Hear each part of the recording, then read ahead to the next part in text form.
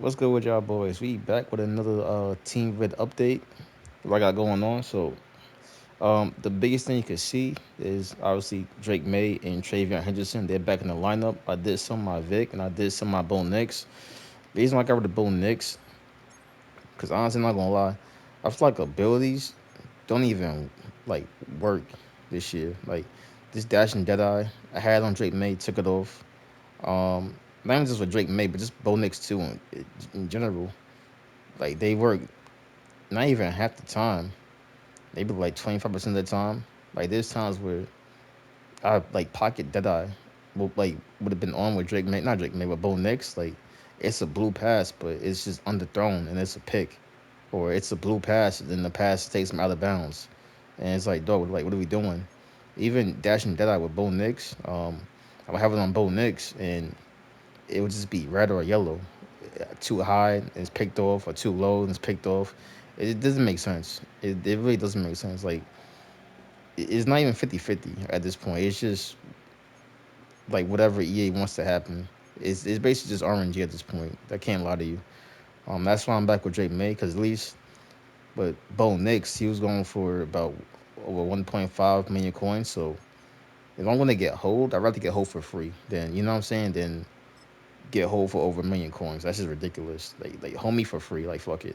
Um, gift wrap, gift wrap. Obviously this is like good for catching the ball when you're open. Is less drop passes, which again that's questionable itself too. There's times where there'll be no kill on the field, and my guys will just still drop a pass for no reason at all. Even though there's not a single mid zone, there's no deep zone, there's no flat zone, there's no medium route, there's no short route KO.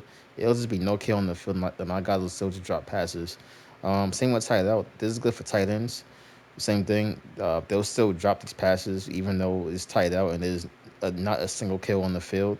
So I feel like a lot of these abilities on offense, not just offense, but offense and defense are really inconsistent, or they just don't work at all. I will say this though: the one ability that actually does work 100% of the time will be evasive. Right now, we already know about evasive and human joystick. We already know about this dumbass Beebles glitch. It was on stream and on the MCS live capping saying that they added that in the game on purpose. Like there's no way you can add a glitch to the game on purpose. Like you see how it plays out during the game where it dumbs out your entire defense and your players on defense will take horrible pursuit angles, right? I don't know why you'd want to add something that bad to your game on purpose, right? Just call it what it is, right? They could have been like, hey, listen, there's a speed boost glitch going on in the game. You know, it dumbs out the defense, but we're working right now to make the pursuit angles better, you know, or make defense more responsive to it. That's what you have to do. Like you don't gotta lie about it. And then of course these dumbass pros, they just going with it for a check. But that's a different video for a different day, right? Human joystick and evasive, those are really good all the time. The reason why is because it's already easy to speed boost. He don't get evasive. Dang, he don't get evasive. But yeah, oh, here it goes right here. But yeah, it's already easy to speed boost.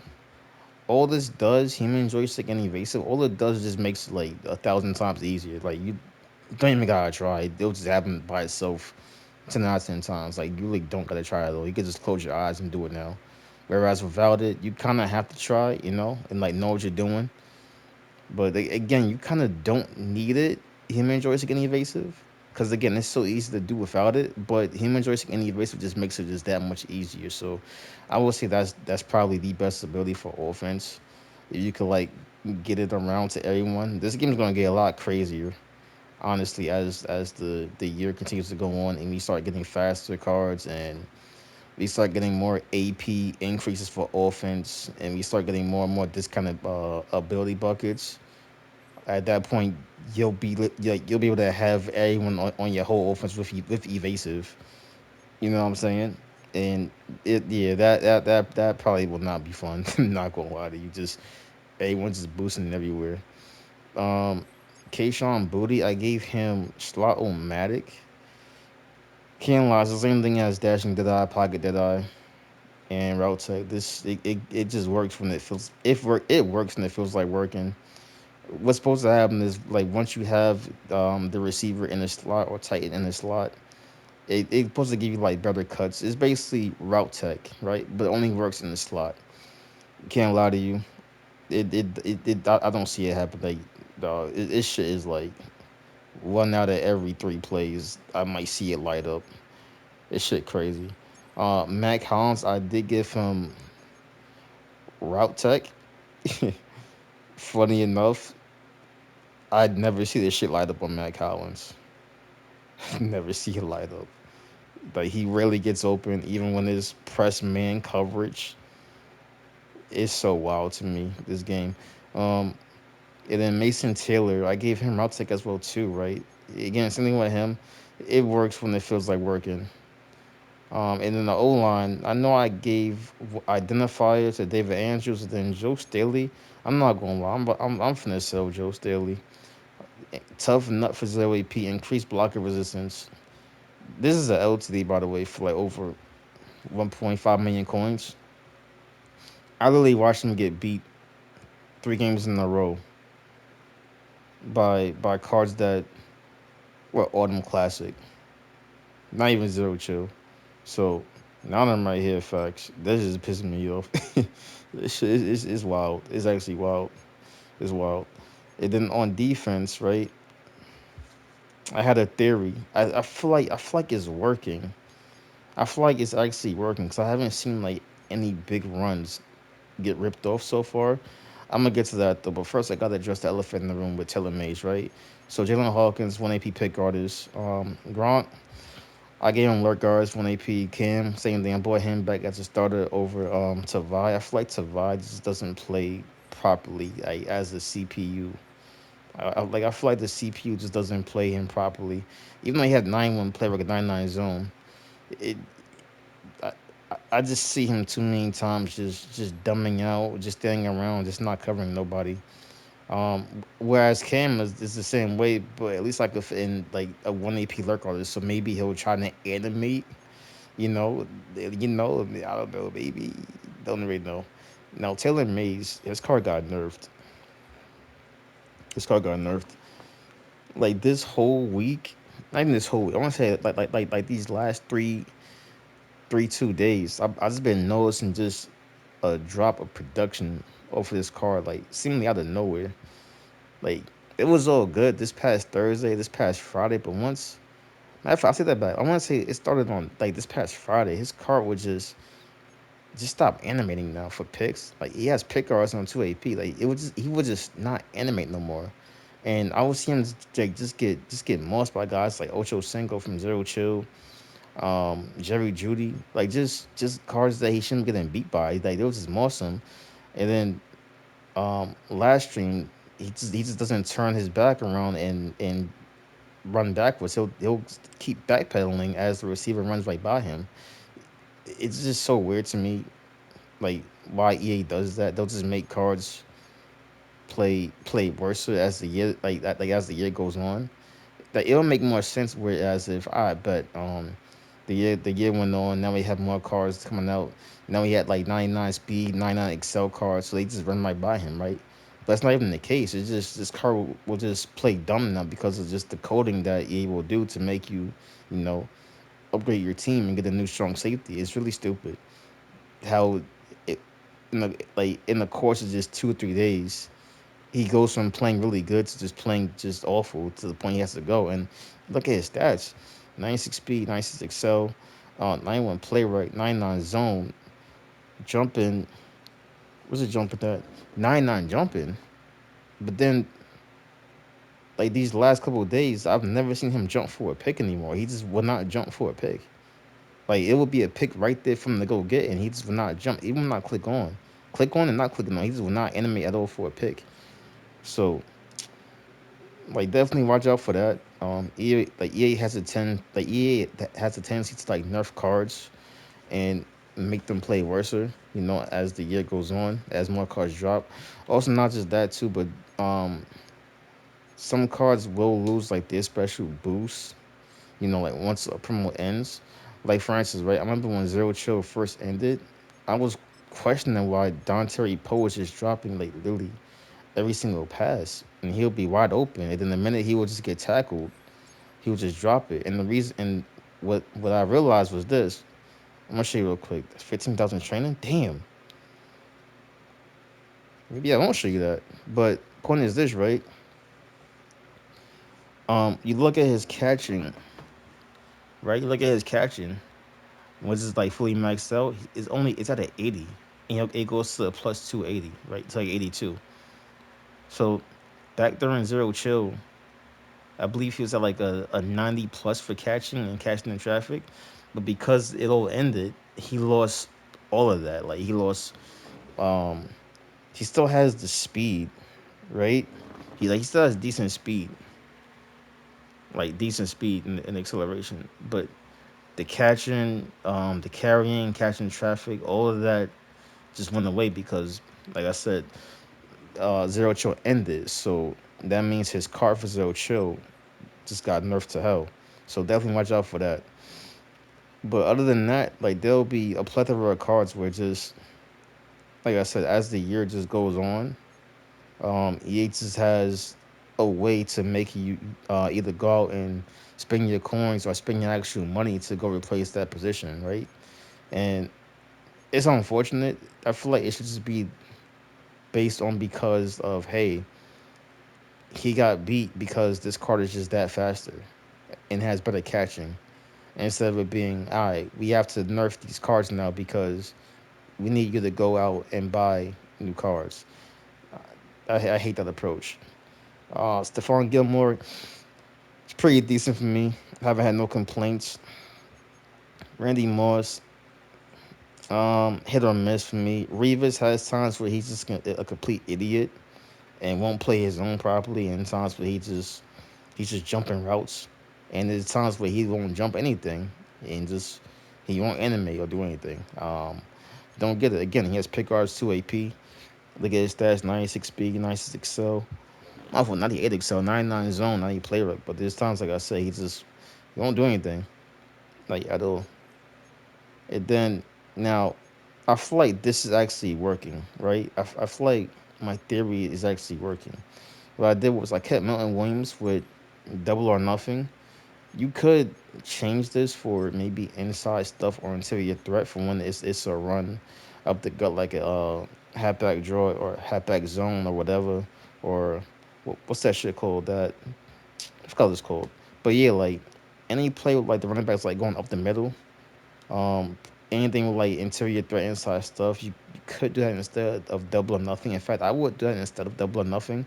I only went Don because I only rushed one.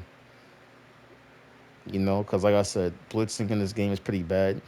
It's really easy to pick up. It doesn't take a rocket scientist to pick up blitzes. So um, for me, there's no point of blitzing when it doesn't make sense.